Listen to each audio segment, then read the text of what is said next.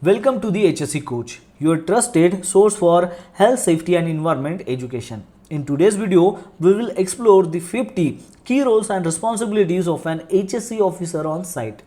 Whether you are an aspiring safety professional or already working in the safety field, this video will help you to understand what truly makes an effective HSE officer. So grab a notebook and let's get started.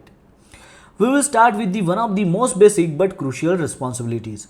Every day you begin with the site inspections. You walk through the work site looking for hazards, unsafe acts or poor conditions. Your goal to make sure the work area is safe before work even begins. Now the next duty is about identifying hazards and risks. From sharp tools left carelessly to expose wiring or chemical leaks. Your eyes are trained to catch what others miss. Early identification helps stop accident before they happen. Let's move on to the third responsibility. Policies on paper don't save lives. Enforcement does.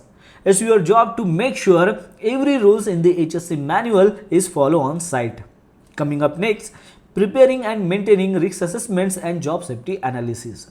Before any task begins, you evaluate the risks and make sure preventive control measures are in place. Now the next duty is monitoring the permit to work system. Whether it's hot work, confined space or work at height, you make sure the PTW is issued, understood and strictly followed. Next up, it's time to welcome new people. You conduct safety inductions for every new employee, contractor or visitor.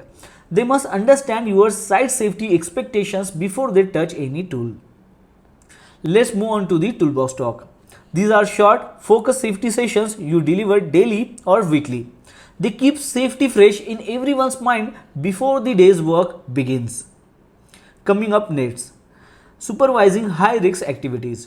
You need to be physically present during work like excavation, lifting or working at height. Your role is to make sure workers are protected and safe procedures are followed. Now let's talk about the PPE compliance.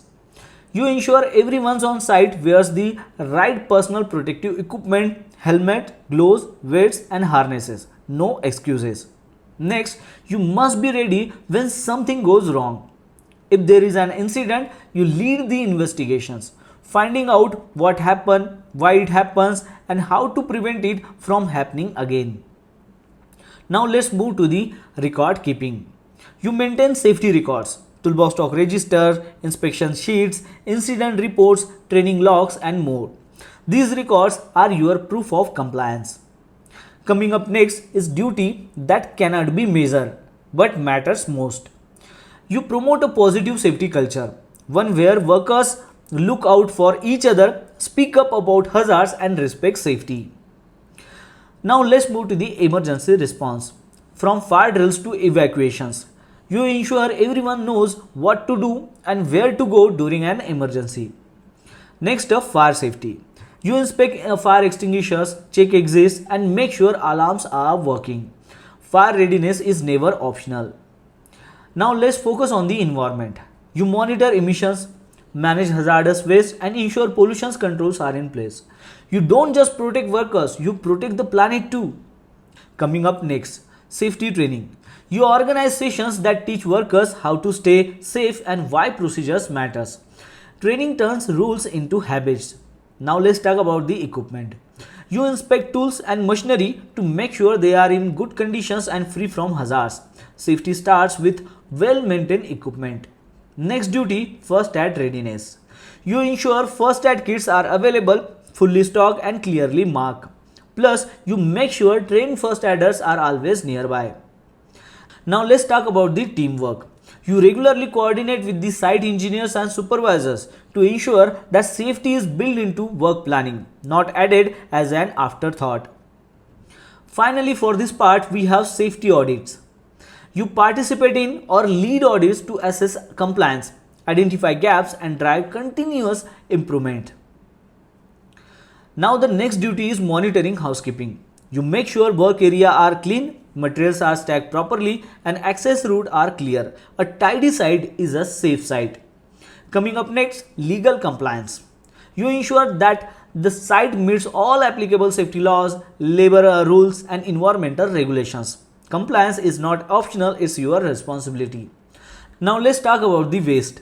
You monitor how both hazardous and non-hazardous waste is stored and disposed. Proper disposal prevents pollutions and penalties. Next is about reporting. You prepare HSE performance reports covering inspections, incidents and compliance status and KPIs. This helps management make informed decisions. Now the next duty is evaluating subcontractor safety. You assess their policies, behavior and performance because everyone must meet your site safety standards. Coming up, emergency planning. You help create and update site-specific emergency response plans for fires, chemical spills, medical incidents and more. Next, let's talk about noise and vibrations. You ensure that exposure levels are within safe limit, especially for workers using heavy equipment or working in confined space. Now the next duty is ensuring electrical safety. You inspect cables, check for grounding and monitor temporary power setups because electrical hazards can be fatal. Let's move on to the behavior-based safety. You observe worker behavior, encourage safe habits and help build a culture of personal responsibility. Now it's time to breathe easy, literally. You monitor air quality, especially in enclosed or dusty areas to ensure it's safe for breathing. Coming up, chemical safety. You make sure all hazardous materials are labeled, stored properly and handled with care according to MSDS guidelines. Now let's go up safely. You oversee work at height operations. That includes inspecting harness, lifelines and scaffold platforms to prevent falls. Next duty, lifting operations. You check lifting plans, inspect cranes, verify rigging and ensure certified operators are on site. Now we go underground into confined spaces. You supervise entry, ensure atmospheric testing, ventilation permits and standby rescue teams are ready. Coming up, HSE meetings. You attend and often lead safety meetings with management, supervisors and workers, keeping communications open and actions clear. Let's not forget about visuals. You ensure that safety signs like danger zone, emergency exit, PPE requirements are visible and updated. Next, you conduct health surveillance. This includes checking workers exposed to dust, noise, chemicals or monitoring fatigue and heat stress. Coming up, communication boards. You keep the site safety board updated with KPIs, alerts and safety tips and emergency contacts. Now the next duty, responding to worker complaints. When a worker spots a hazard, you listen, investigate and take action. Let's move on to the safety drills. You organize fire drills, evacuation exercises and rescue simulations to make sure the team is always ready. Now the next duty is reviewing method statements. Before work begins, you check if the job steps are safe and whether controls measures are clearly defined. Coming up, safety walkdowns. You conduct walkthroughs with client, supervisors and safety teams to spot issues on site and fix them early. Now it's time to report what you see. You document unsafe acts or conditions, submit observation reports and ensure follow-up actions is taken. Safety also means mental well-being. You raise awareness about stress, burnout and fatigue because a healthy mind means safer work. Next up, corrective actions.